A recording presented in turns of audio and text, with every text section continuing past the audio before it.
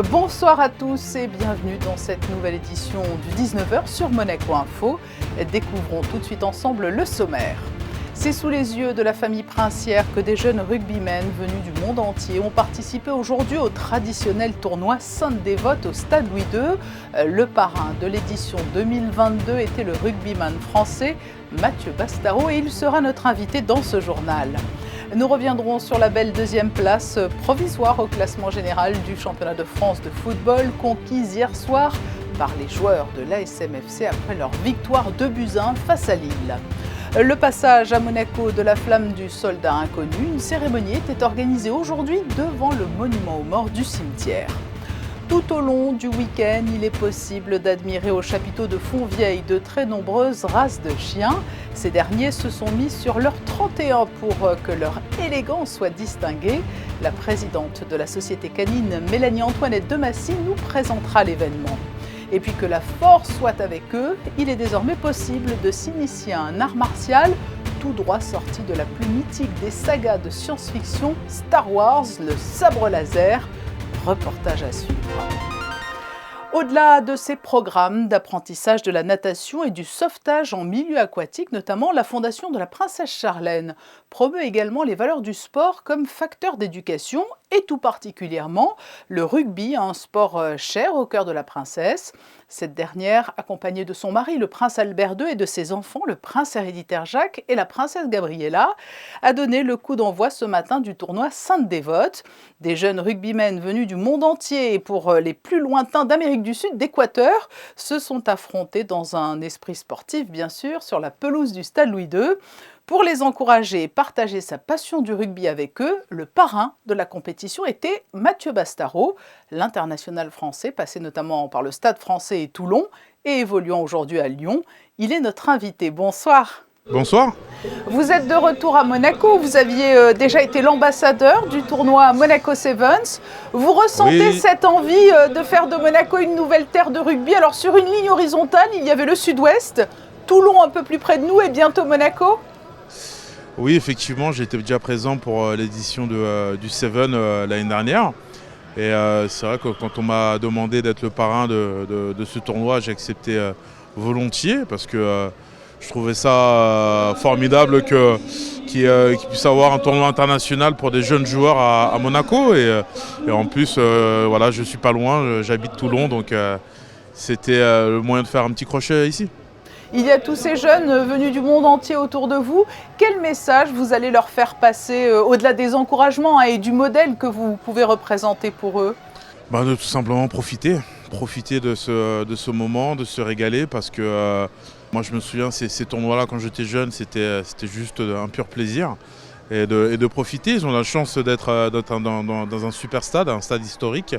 Donc ils ont juste à profiter de cette expérience-là.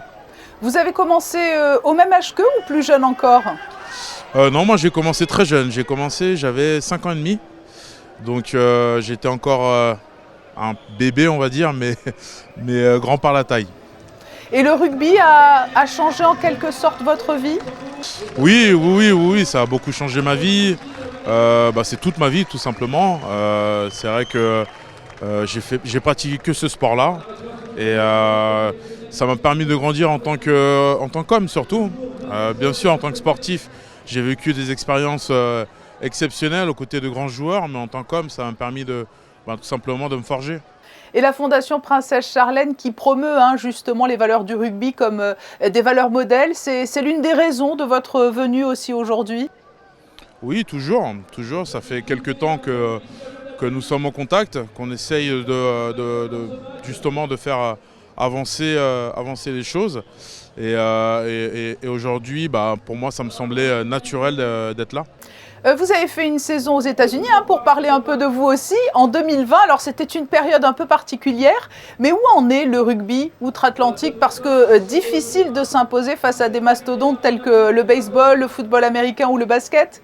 C'est vrai que le rugby n'est pas un sport majeur aux États-Unis. Il est vraiment en voie de développement, mais chaque année, beaucoup de joueurs étrangers apportent un peu plus de lumière sur le championnat. Donc c'est plutôt pas mal pour la discipline là-bas. C'est vrai que moi, malheureusement, mon expérience a tourné court. Ça a été que 4 mois parce que à cause tout simplement du Covid. Donc un peu difficile. Mais j'en garde quand même un bon souvenir. C'était pour moi la première fois que je découvrais ce pays. En plus, dans une ville comme New York, on va dire il y a pire. Alors, vous nous l'avez dit, vous vivez à Toulon, mais vous êtes attaché actuellement au club de Lyon. Oui, je joue à Lyon, mais j'ai encore des attaches à Toulon et je fais pas mal d'allers-retours. Ce n'est pas pour faire offense à votre âge, mais c'est tout de même une très longue carrière dans le rugby, Mathieu, votre carrière. C'est vrai, parce que j'ai commencé très jeune, surtout. J'ai commencé à peine 18 ans, donc forcément ça commence à faire. Mais voilà, j'essaye de prendre toujours du plaisir, même si mon corps est un peu meurtri en ce moment. Mais voilà, j'espère pouvoir reprendre le plus rapidement possible. Et comment envisageriez-vous l'après? Peut-être auprès des jeunes alors notamment? Oui, je pense que c'est quelque chose en tout cas qui m'intéresse, de pouvoir transmettre un peu tout ce que j'ai pu apprendre et vivre aux jeunes. Je pense que si j'en ai l'occasion, je le ferai avec plaisir. Enfin, on vous souhaite quand même d'ici là encore un bon bout de carrière. Merci beaucoup Mathieu Bastaro d'avoir répondu à notre invitation. Et nous reviendrons sur l'ensemble de la compétition et les résultats de cette édition 2022 du tournoi Sainte-Dévote dans notre journal de 19h lundi. Rugby, football à présent. Bonsoir Sandrine Nègre. Revenons sur la belle performance des hommes de Philippe Clément hier soir. Bonsoir, une victoire de plus pour les Rouges et Blancs qui permettent à Monaco de prendre la deuxième place provisoire en Ligue 1. L'AS Monaco FC s'est imposé dans le Nord face à Lille avec 2 buts grâce à Tchouaméni. Tchouaméni décrit donc à plusieurs reprises et pour cause comme l'artisan de ce nouveau succès. 8e victoire d'affilée, sourire du côté des joueurs et chez les supporters. Après ce match, Patricia, pour le compte de la 36e journée, prochain rendez-vous pour les hommes de Philippe Clément face au stade brestois le 14 mai sur la pelouse du stade Louis II. Et le 14 mai sera ainsi une journée sportive sur le sol monégasque avec les essais du Grand Prix historique, Sandrine. Avis effectivement aux amateurs de voitures et de courses. Le Grand Prix historique aura lieu du vendredi 13 au dimanche 15. Voici le programme. Séance d'essais libres dès 11h vendredi. Essais qualificatifs samedi à partir de 8h15 et enfin course dimanche toute la journée dès 8h. Cette 13e édition du Grand Prix historique va permettre de revivre les grandes heures du sport auto avec près de 200 voitures réparties en 8 séries. Il reste encore des places en tribune. Monaco accueillera donc ce rendez-vous 15 jours avant le Grand Prix de Formule 1 avec notamment le pilote monégasque Charles Leclerc. Charles Leclerc actuellement en Floride. Pour la première fois, Miami est une des étapes du championnat de F1. Qualification ce soir, heure française dès 21h45 et Grand Prix ce dimanche à 21h25. À l'occasion du centenaire de la Société des membres de la Légion d'honneur, la flamme du soldat inconnu était de passage ce matin à Monaco. Une cérémonie a eu lieu au cimetière. Le reportage de Christina Thomel et Alexandra Marangoni. Une cérémonie qui s'est déroulée en présence du prince Albert II et de nombreux officiels au pied du monument aux morts, inauguré sous le règne du prince soldat, le prince Albert Ier, qui fut décoré en 1872 de la Légion d'honneur à titre militaire pour avoir participé à la Grande Guerre. Dès lors, une relation profonde et ancienne unit les princes de Monaco et la France, faisant du passage de la flamme du soldat inconnu un relais mémoriel précieux pour les générations à venir. On dit, et c'est vrai, un peuple qui n'a pas d'histoire, un peuple qui n'a pas de culture est un peuple qui n'a pas d'avenir. Et la mémoire participe de la connaissance de cette histoire et de cette culture. Il est bon de rappeler que quand la France ou dans le monde entier il y a eu des crises et des guerres, ce sont les jeunes qui se sont soulevés, ce sont les jeunes qui ont combattu et ce sont les jeunes qui ont donné leur vie. Parce qu'ils voient très souvent des anciens combattants et ils ont parfois l'impression que c'est leur grand-père ou leur père qui est... Non, en fait, je leur dis toujours, c'est vous, c'est les gens de votre génération qui sont allés combattre pour défendre la patrie. Et ça, c'est important qu'ils en prennent conscience. Et une cérémonie comme aujourd'hui, évidemment, ça leur permet de prendre conscience que les noms qui sont inscrits, c'était des grands frères en fait. Un devoir de mémoire qui demeure plus que jamais indispensable. C'est pourquoi l'action de la Société des membres de la Légion d'honneur de Monaco œuvre quotidiennement pour que le flambeau des valeurs qui ont forgé l'histoire soit parfaitement transmis. Le premier mot, c'est honneur. Après, il y a effectivement la patrie, les valeurs qui transcendent l'âme humaine, ce qui n'est pas, j'allais dire presque ce qui est contraire à l'individualisme, la solidarité, une des valeurs chères de la Société des membres de la Légion d'honneur, c'était au départ l'entraide, effectivement, une des missions. Donc ce sont ces valeurs-là qui sont chères à la Légion d'honneur. Un événement qui rendait aussi hommage à tous les soldats qui ont servi sous le drapeau français et qui ont été distingués de la Légion d'honneur en raison de leur mérite personnel, ainsi qu'au sacrifice des 258 combattants de la principauté tombés au champ d'honneur durant la Première Guerre mondiale. Une cérémonie de la flamme du soldat inconnu qui nous conduit à ne pas oublier que l'histoire reste malheureusement tragique et que rien ne garantit qu'elle ne se répète pas, et les événements actuels nous rappellent aussi que la paix n'est jamais acquise. C'est une manifestation qui réunit des passionnés, mais qui a pour mérite aussi de séduire le public, petits et grands. L'exposition canine internationale se tient jusqu'à dimanche soir au chapiteau de Fontvieille. Des chiens de toute race et de tous âges, avec notamment les tranches irrésistibles des plus jeunes Minor Puppy et Puppy. Preuve de la renommée dont bénéficie ce rendez-vous monégasque, le président hongrois de la Fédération internationale canine s'est tout spécialement déplacé et fait partie du jury. Et nous sommes avec la présidente de la Société canine monégasque. Bonsoir Mélanie Antoinette de Massy. Bonsoir, merci de m'accueillir. C'est une longue histoire de famille cette exposition canine, et c'est une tradition bien ancrée en principauté. Oui, en effet, c'est la princesse Charlotte qui l'a créée en 1927. Et par la suite, sa fille, donc ma grand-mère, la princesse Antoinette, avait repris la présidence, puis ma mère. Et c'est vraiment une tradition familiale. Tous les membres de notre famille aiment beaucoup l'expo, essayent de venir chaque année. Et je pense que vraiment les animaux en général et les chiens, oui, je suppose qu'on peut appeler une passion familiale. Alors en quoi consiste cette exposition? Ce n'est pas de l'agility, c'est un concours de beauté en quelque sorte. Oui, absolument. Nous avons 9 juges internationaux qui sont des all-rounders, ce qui veut dire qu'ils peuvent juger absolument toutes les races. Et ils jugent les races par rapport à des critères bien spécifiques pour chaque race. Donc. Quels sont les critères justement de notation? Ils regardent la façon dont le chien se tient, la façon dont il marche, dont il court. Et puis plus en détail, ils vont regarder la longueur des oreilles, la longueur des pattes. Ils vont même regarder les dents souvent. Et pour voir, ils choisissent vraiment le chien qui va être le plus parfait, j'ai envie de dire, par rapport aux critères de la race. Et combien de chiens attendez-vous surtout ce week-end? Alors nous avons 1130 chiens en compétition, avec 181 races représentées, venant de 23 pays, beaucoup des pays européens, mais nous avons également des éleveurs cette année qui viennent d'Argentine, du Chili, d'Indonésie par exemple. Et chaque année, je crois qu'il y a une race qui est mise à l'honneur. Alors quelle est-elle cette année, ou quelles sont-elles plutôt? Je crois qu'il y en a plusieurs. Oui, en effet, nous choisissons, ça c'est historique, ma grand-mère avait commencé ça bien avant ma naissance.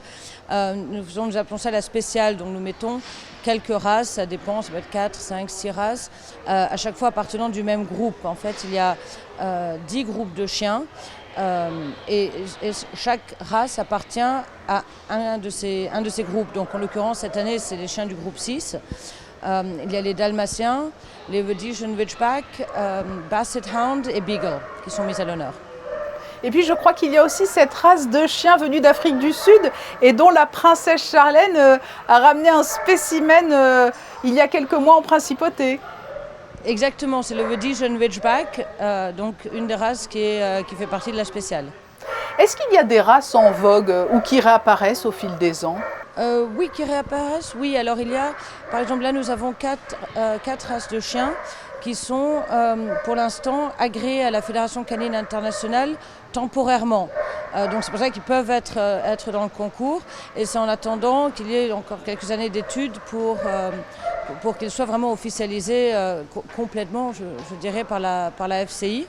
Et l'un d'entre eux, c'est une race portugaise qui est en réalité très très ancienne, mais qui était restée très peu connue et qui avait failli disparaître dans les années 90. Et quelques éleveurs ont essayé de reprendre un peu cette race. Et depuis quelques années, cette race commence à s'exporter, même aux États-Unis, commence à être un peu connue. Et nous en avons 3 là sur l'expo. Et puis il y a des nouvelles races qui ont été développées ces dernières 10-20 ans. Donc nous sommes ravis de les accueillir et de les découvrir. Et puis alors ce qu'il faut préciser, c'est qu'il y a beaucoup de travail derrière tout ça et une complicité, un lien indéfectible entre l'éleveur, le propriétaire du chien et le chien. Oui, absolument. Ça, sinon, le chien, finalement, il le fait aussi parce que ça lui plaît et il voit son maître heureux et il a envie de le faire. Si un chien se braque sur le ring, même s'il est très beau et parfait par rapport aux critères, il ne peut pas gagner. Donc il y a vraiment, on voit un amour, ça devient presque un jeu entre le maître et le chien. Ce sont vraiment des chiens, les éleveurs comme les handlers, mais là je veux vraiment parler des chiens. Ce sont des professionnels, ils font ça toute l'année. C'était quand même un circuit international, donc ils vont d'expo en expo et on voit ça leur plaît et ils savent quand ils gagnent et ils sont fiers. Non, ça fait vraiment plaisir à voir ce genre de relation de l'humain avec son chien. Est-ce que ce type de manifestation, cela demande une importante logistique derrière tout cela? Alors nous n'allons plus parler des règles sanitaires liées à la Covid-19, fort heureusement de ce côté-là la situation s'est arrangée, mais est-ce qu'il y a des règles sanitaires à respecter du fait qu'il y ait tant de races qui se côtoient? Évidemment, les chiens agressifs, chiens méchants sont pas... Enfin, les éleveurs les amèneraient même pas, ce serait surréel. Un chien agressif ne va jamais gagner un concours, c'est complètement rédhibitoire. Donc ils arrivent à tous se mélanger, parfois ils aboient un petit peu, mais sans problème. Non. Et puis donc, ce qu'il est important de souligner, c'est que le public peut tout au long du week-end venir assister à ces présentations et côtoyer tous ces chiens. Absolument, oui, nous sommes ouverts au public. Malheureusement, l'an passé, dû aux mesures sanitaires, nous avions dû être à huis clos, à grand regret. Mais nous sommes enchantés de pouvoir accueillir tout le monde, grands et petits, pour voir les chiens. Et j'espère qu'ils seront nombreux encore demain à venir. Et est-ce qu'en conclusion, je peux vous poser une question un petit peu plus personnelle? Quelle est, vous, votre race fétiche? Mais écoutez, je vais être obligée de vous répondre les teckels, sinon je vais avoir de gros problèmes quand je rentre à la maison, vu que j'ai un teckel moi-même. Mais donc oui, j'aime beaucoup les teckels, j'aime beaucoup également les Cavalier King Charles, et tout ce qui est les Golden Retrievers aussi. Mais je dois dire que j'ai eu, alors je ne pourrais pas en prendre un à Monaco, c'est un peu compliqué, mais j'ai eu un coup de cœur il y a quelques années pour les mastifs tibétains, qui sont les plus grands, vraiment en termes de volume et de poids, ils vont autour de 100 kg, voire plus de 100 kg, plus grand chien au monde, et qui étaient jusqu'à il y a quelques décennies quand même très peu connus, ils commencent à être de plus en plus connus, et qui sont donc d'origine du Tibet, et c'est eux qui gardent les temples tibétains, historiquement, et c'est des chiens absolument... magnifique, c'est similaire à un Terre-Neuve, mais encore plus gros. Oui, on est loin des teckels. Merci beaucoup Mélanie Antoinette de Massy d'avoir répondu à ces questions. Merci à vous et merci encore de m'accueillir. Et je rappelle que l'exposition canine se poursuit jusqu'à dimanche en fin de journée au chapiteau de Fontvieille. Merci. Nous retrouvons Sandrine Nègre pour évoquer maintenant les journées portes ouvertes au Centre de la Jeunesse Princesse Stéphanie. Sébastien Loisel, son directeur, était justement notre invité il y a quelques jours. Il avait annoncé cette journée afin de présenter toutes les actions passées et futures du centre. Eh bien, c'est chose faite. Le Centre de la Jeunesse Princesse Stéphanie a aussi reçu la visite de plusieurs personnalités. Parmi elles, Camille Gottlieb, fille de la présidente du centre, son Altesse Sérénissime la Princesse Stéphanie, le président du Conseil national Stéphane Valéry et le ministre de l'Intérieur Patrice Célario. Je vous rappelle que le centre propose des activités artistiques et sportives aux jeunes de 8 à 21 ans. Autre journée portes ouvertes, celle de la MAPI cette fois. Elle aura lieu le 19 mai. La MAPI accueillera le public de 9h à 17h. Les bénéficiaires profiteront de cette journée pour présenter leurs créations et confections réalisées avec enthousiasme pour vous. Des idées cadeaux vous attendent ainsi pour les futures fêtes des mères et des pères. Ce 19 mai permettra aussi de présenter les missions de la MAPI créée dans les années 60 pour apporter une aide aux personnes en situation de handicap mental et à leurs familles. Patricia. Et enfin, une nouvelle exposition. Un thème inédit pour la Loggia by Garbarino, celui de l'érotisme. Pour la première fois, cet espace vous propose une série d'œuvres réalisées par artistes et designers autour de ce thème. Petit avant-goût à travers ces images signées Olivier Bonello. L'exposition aura lieu jusqu'en juillet en soutien à l'association Fightheads Monaco. Adressons-nous à présent à tous les fans de la saga Star Wars. Qui n'a jamais rêvé de réaliser pour de vrai des combats de sabre laser ? C'est aujourd'hui possible dans l'enceinte du Stade Louis II. La discipline a intégré il y a 3 ans la Fédération française d'escrime de manière officielle. On retrouve Alexandra Pani qui a testé pour vous cette pratique pour le moins originale. Vous reconnaissez certainement l'arme que je tiens entre les mains. Elles nous ont tous fascinés. Lorsqu'on était plus jeunes, je suis justement au Stade Louis II en compagnie d'Éric Fromager, maître d'armes. Expliquez-nous un peu ces cours surprenants qu'on peut découvrir ici avec vous. Bien sûr, il y a une référence à Star Wars, on ne peut pas le cacher. Ne serait-ce que l'arme, donc je la décris. Polycarbonate, ça veut dire qu'elle est résistante au coup. Certes, il y a des lumières avec toute la codification qu'on verra plus tard pour certains, mais ce n'est pas ça le but. Le but, encore une fois, c'est d'arriver au combat. Toucher un adversaire sans se faire toucher. Le principe est très simple. Donc cela va être codifié. Et dans l'entraînement, dans la façon de faire, on va bien sûr être référencé souvent aux épisodes de Star Wars, mais on reste dans l'idée du combat. 4e arme officielle de l'escrime, plusieurs types de combats sont recensés. Le combat sportif entre 2 adversaires qui essaient de toucher l'autre sans se faire toucher, mais aussi le combat chorégraphié qui est lui plus inspiré de l'univers de science-fiction. Contrairement aux autres disciplines de l'escrime, le sabre laser ne se pratique pas en ligne, mais dans l'enceinte d'une arène.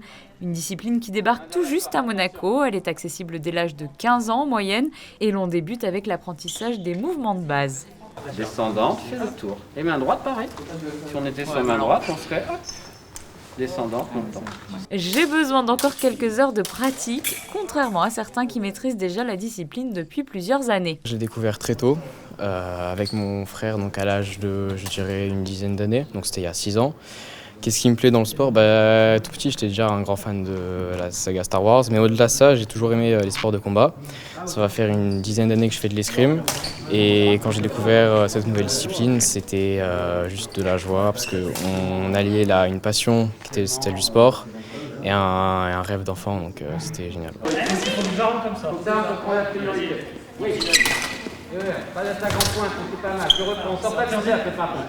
Si vous aussi vous êtes séduit par cette nouvelle discipline, sachez que les inscriptions sont ouvertes. Renseignez-vous directement auprès du club d'escrime.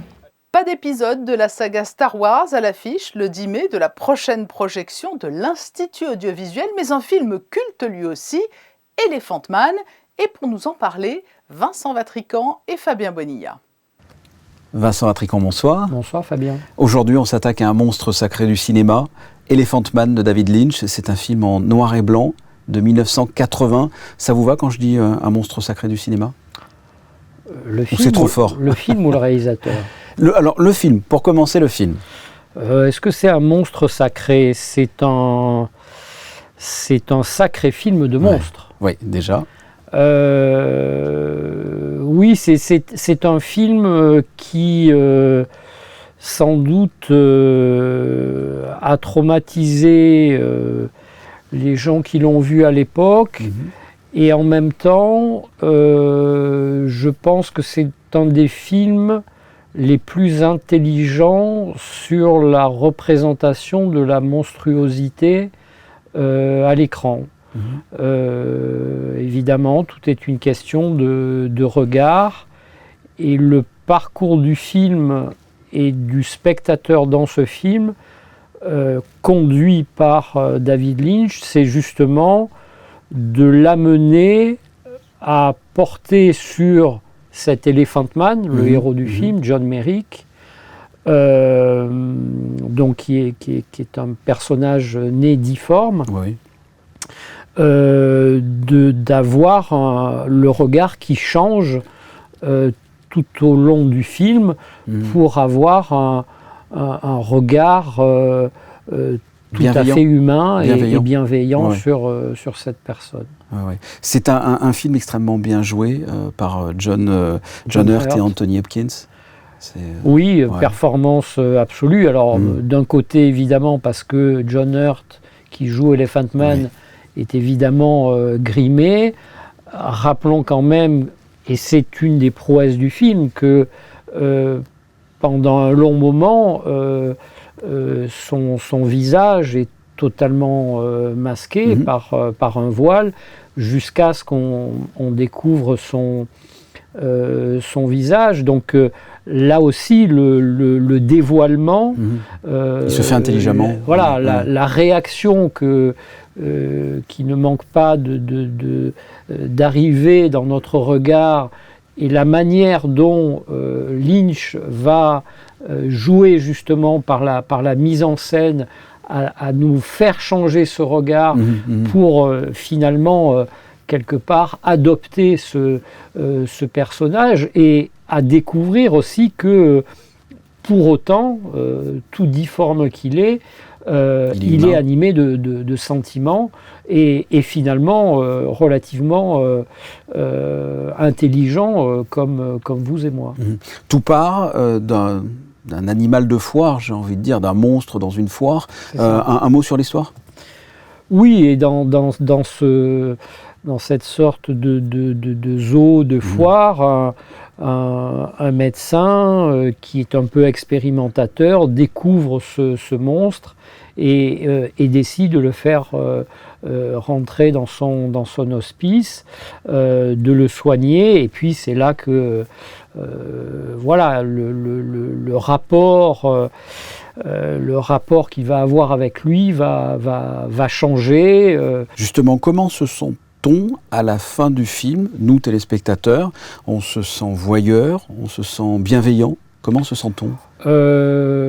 On sent qu'on a fait du chemin dans notre tête, dans notre corps, et que on comprend aussi, c'est tout l'art de la mise en scène de Lynch, d'avoir le regard changé. Et c'est pas donné à tous les films. Mais écoutez, allez voir Elephant Man. Merci Vincent. Merci Fabien. Why did I do it? I am not an animal. I am a human being. Une phrase culte pour un film culte à voir ou revoir donc le 10 mai. Ce journal ne serait pas tout à fait complet sans les prévisions météo pour la journée de dimanche. Dimanche sera une journée placée sous le signe de la pluie, la plus grande majorité du temps, température de 12 à 17 degrés. Demain, bonne fête aux désirés.